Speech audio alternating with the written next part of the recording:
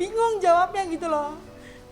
Orang abang anak papi kok, kata siapa abang tuh bukan anak papi, aku bilang gitu sama dia gitu.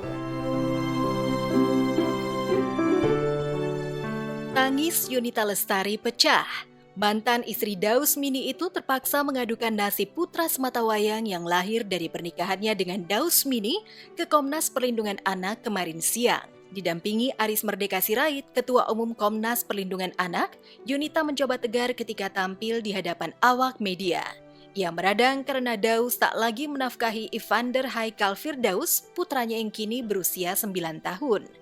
Dan yang membuat Yunita semakin terpukul adalah syarat yang diajukan Shelfie Hana Wijaya, istri baru Daus, yang menginginkan putranya menjalani tes DNA. Jadi kan bulan September itu akses kan diblok ya. Aku emang kecewa, tapi udah tidak terjadi apa-apa. Sampai akhirnya bulan berlalu, terus memang tidak dinafkahi lagi kan. Sampai di Januari kemarin, ada salah satu netizen yang nanya, Kak Yunita gimana hubungannya sama Bang Daus gitu. Aku jawab, nggak gimana-gimana. Titik, nggak ada koma, udah itu aja. Lalu si istrinya itu tersinggung, lalu dia marah-marah, lalu membahas si tes DNA ini. Nggak mungkin ada asap kalau tidak ada api, nggak mungkin kan tiba-tiba istrinya ngomongin tes DNA kan. Mungkin sudah ada perbincangan antara suami istri, kan aku juga nggak tahu. Nah sekarang ada perdebatan viral di media sosial, istri kedua dari Daus, ya, minta tes DNA, apakah itu anaknya Daus atau anaknya Yunita gitu ya. Itu tidak ada relevansinya gitu. Anak ini trauma seperti yang disampaikan ya. Dan itu tidak ada toleransi terhadap itu. Daus harus bertanggung jawab terhadap itu karena sudah mengumumkan itu secara resmi dan akte lahirnya juga itu atas nama mereka. Maka kewajiban dari Daus itu menafkahi anak ini gitu loh. Ya, dalam perspektif perlindungan anak. Dan saya kira istri Daud itu mengatakan tes DNA apa hubungannya, dan itu merupakan pelanggaran terhadap hak anak. Anak 9 tahun itu kan udah bisa nonton TV, udah tahu sosial media dan udah tahu berita ya, karena kan pasti muncul tuh ya. Terus dia bertanya sama aku beberapa kali, "Mah, emangnya aku ini beneran bukan anak papi ya? Kalau aku bukan anak papi, aku anak siapa?" Ya, sebagai ibu sambung yang tak tahu latar belakang dan kehidupan rumah tangga Daus dan Yunita dahulu, sikap Shelfie cenderung keras dan tidak pada tempatnya. Setidaknya hal itu diungkapkan oleh Komnas Perlindungan Anak. Menurut Aris Merdeka, bocah yang lahir dari pernikahan sah dari orang tua kandung yang tertera pada akta lahir secara otomatis dilindungi hukum dan tak layak disudutkan di hadapan publik. Daus sendiri sebenarnya sudah tidak perlu lagi mengatakan DNA atau tidak, dia sudah mengumumkan publik. Dan legal statusnya juga sudah mengatakan akte lahir diakui oleh negara atas nama mereka berdua, titik gitu loh. Sekarang Daus harus bertanggung jawab terhadap usia perkembangan anak ini. Sekolahnya, pengasuhannya, nafkahnya dan sebagainya, titik gitu loh. Jangan diblokir. Kalau misalnya Daus memblokir hubungan komunikasi terhadap anak kandungnya ini gitu loh, yang diakuinya dia, itu pelanggaran terhadap hak anak juga, apalagi tidak memberikan nafkah sejak September 2020. Aku bilang sama Ical nanti kalau misalnya mau di tes DNA, gak apa-apa ya, aku bilang buat kebaikan Ical. Tapi sekarang setelah saya bertemu dengan Bapak Aris, saya diberi pencerahan bahwa tidak perlu diadakan tes DNA. Sekali lagi saya potong, tidak ada haknya dari istrinya Daus untuk mengatakan itu. Dan itu tidak dibenarkan gitu loh, itu pelanggaran. Nggak ada hubungannya dengan Ical gitu kan. Yang ada hubungannya adalah Daus. Tapi sebaiknya sih dari pihak Daus Mini seharusnya nggak diem aja gitu loh. Ini anaknya loh dikatain gitu loh. Jangan mentang-mentang yang ngatain di istrinya terus dia diem aja nggak berani ngebela anaknya kayak gitu. Mencium dugaan pelanggaran hak asasi anak yang dilakukan Shelfie dan Daus, Komnas Perlindungan Anak akan memanggil Pak Sutri yang menikah pada Desember 2018 itu. Terlebih sejak September tahun lalu, Daus seolah tega memutus komunikasi dengan anak kandungnya sendiri. Lalu benarkah Yunita menuntut Daus untuk menyampaikan kepada publik bahwa Haikal adalah anak kandungnya? Harapan aku ya Daus Mini gentle. Kalau dia harus mengakui kalau Ical itu anaknya gitu. Seperti itu. Seperti yang dibilang Bapak, istrinya itu tidak punya hak untuk mengatakan tentang tes DNA karena dia itu orang lain yang tidak ada hubungan sama sekali dengan anak saya. Oleh karena itulah saya kira segera saya akan kepanggil. Nggak ada ngadi-ngadi. Ya, sejak perseteruan Yunita versus Selfie memanas di media sosial, Daus tak pernah hadir di depan awak media. Padahal sebelumnya, ia selalu ramah pada wartawan yang turut membesarkan namanya. Bahkan ketika wartawan menunggunya di tahlilan almarhum sahabatnya Murfi, Daus selalu menghindari kamera wartawan. Lalu bagaimana bila Daus dan Selfie tak menggubris panggilan Komnas Perlindungan Anak?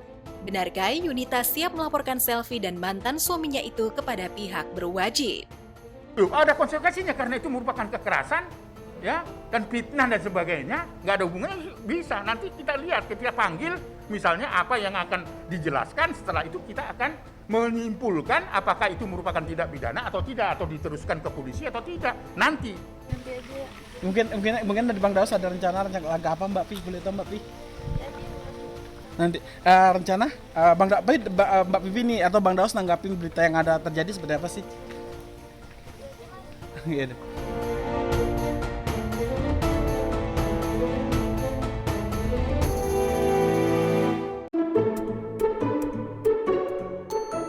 Isu skandal terlarang dua personil grup Gambus Sabian, Nisa dan Ayus masih menjadi perbincangan di sejumlah media. Sejumlah selebriti dan selebgram seolah berlomba membuat meme-meme lucu atau memparodikan gaya Nisa Ayus. Assalamualaikum, kalian nungguin aku nggak? Nggak suka gelai. Kok bebek sih? Nggak mau. Pas banget ini ketemu langsung, aku mau nanya, kamu bener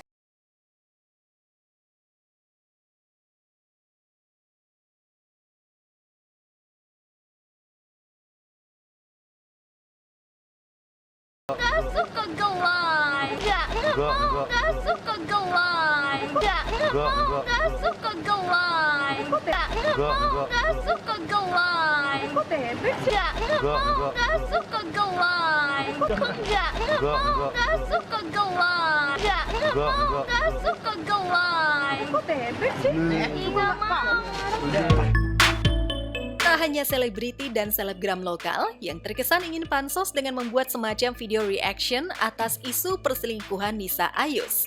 Selebgram mancanegara pun tertarik untuk mendulang subscriber lewat berita miring yang menerpa mereka. Seperti selebgram Korea yang menirukan gaya Nisa saat tampil agak alay beberapa waktu lalu. Assalamualaikum, kalian nungguin aku nggak? Nggak mau. Nggak suka gelai. Kok bebek sih? Nggak mau. Meski namanya ramai diperbincangkan, Nisa seolah belum mau keluar dari persembunyiannya. Tak ayal kabar dirinya menjadi wanita idaman lain dalam rumah tangga Ayus dan Riri Virus, bak bola salju yang semakin menggelinding semakin membesar. Ayah Nisa sempat mengeluarkan bantahan keras, tapi ia mendadak tak mau menemui wartawan ketika pihak keluarga Ayus bicara di depan awak media dan membenarkan kabar miring itu.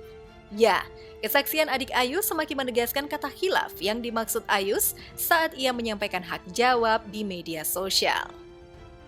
Kalau dia simpel sih jawabannya, biarin aja orang mau ngomong apa lah, bodo amat. Yang penting Umi enggak Pak, bener Umi enggak Pak, demi Allah Rasulullah, kata gitu. Ya udah.